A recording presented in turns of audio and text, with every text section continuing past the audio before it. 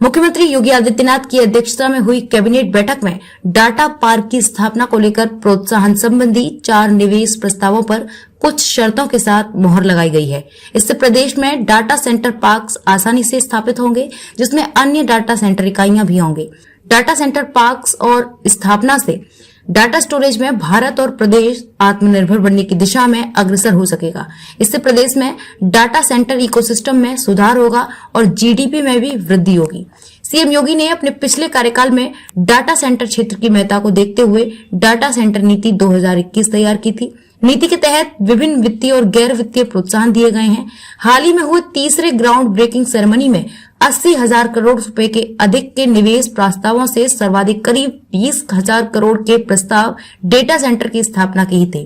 करीब 15,950 करोड़ रुपए से अधिक के निवेश से 4 डाटा सेंटर पार्क की स्थापना की कार्य प्रक्रियाधीन है। इनमें 9,134.90 करोड़ के निवेश वाली हीरा नंदानी समूह की NIDP developers private limited, Japan की 1,687 करोड़ के निवेश वाली entity global centres and cloud infrastructure India private limited 2,414 crore और 2,713 करोड़ की 2 परियोजनाएं अडानी इंटरप्राइजेज लिमिटेड है। इनसे 4,000 से अधिक युवाओं को प्रत्यक्ष और अप्रत्यक्ष रूप से रोजगार मिलेंगे।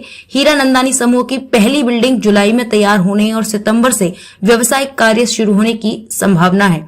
मंत्रिपरिषद ने नीति के तहत इन परियोजनाओं को आवश्यक प्रोत्साहन देने का निर्णय इन शर्तों के साथ किया है कि वित्तीय प्रोत्साहनों की अनुमन्यता के लिए नीति की अवधि के अंदर होने वाले निवेश मान्य होंगे और नीति की अवधि शुरू हो जाएंगी। किसी भी इकाई को समस्त स्रोतों से मिलने वाले वित्तीय प्रोत्साहन जब तक कि नीति में या विनिर्दिष्ट न हो, उसके स्तर पूंजी निवेश के 100% की सीमा से अधिक नहीं होंगे।